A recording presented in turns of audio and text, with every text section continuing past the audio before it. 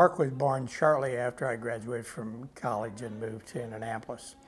And when Mark was born, they said that he may have Down syndrome.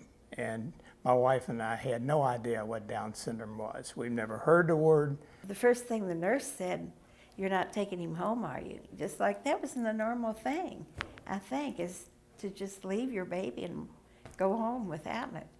So over the next couple of months, they did many tests on him, and it came back and said that he does have Down syndrome. But when he was born in Indianapolis, unlike today, they highly recommended that we put him in an institution. Their thoughts were that he would never live past the age of 20. He would maybe never get out of bed, never feed himself. So that's the reason they highly recommend it. My wife and I would have nothing of that, so we took him home, and we raised him with his 3 brothers. And I think that was one of the reasons he's been so successful. We did move to Bloomington, where I got my master's degree, and there was a therapist there that said a couple things that I think we've lived by. And at that point in time, they really weren't sure, but they had a theory that the quicker that you put individuals with Down syndrome in an educational atmosphere, the farther in life they would go. And the other thing that she said is let him have an opportunity to fail. And, you know, at first, that didn't mean much to me, and it sounded kind of odd, but we've kind of lived by that. And I think what she was saying is, don't treat him special.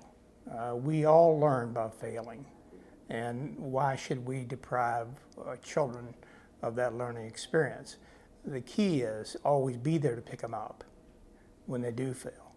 Mark's been in my life for 52 years. It's been a real adventure, but he just was thrown in the mix with his 3 brothers, and I think he did everything they did, from Little League to school to driving a car.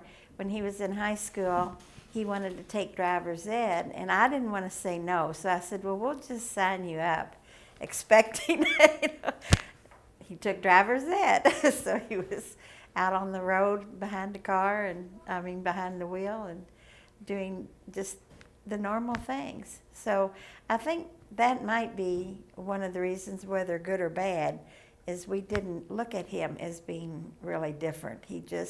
Sometimes it took a little longer to learn something, but once he got it, it was good to go. Basically, there were no resources. The resources were consolidated at institutions, and they were very, very little. My wife would have, she said, we had him, he's our son, we're taking him home. And basically we told Mark, we don't know what to do, just go out and do everything your brothers do. Well, unfortunately he did. And he remembered a lot of things he shouldn't have. But when he says he had no special treatment, he had no special treatment. We treat him like any other children. Matter of fact, he has a son. We have a son that's 11 months older than Mark. They're 11 months apart. And his name's Mike.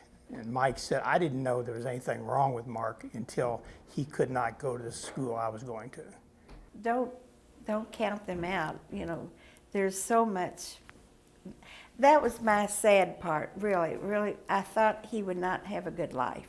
I thought he would because they said he might not walk or talk or show affection or anything.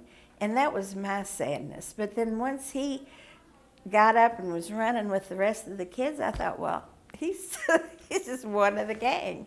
But I would say, you know, give them a chance at least, you know, and like we used to say, just put them in the mix and see what happens, you know.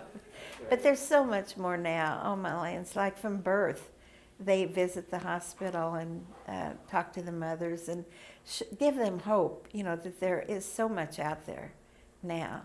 So we just had to learn from experience, I guess.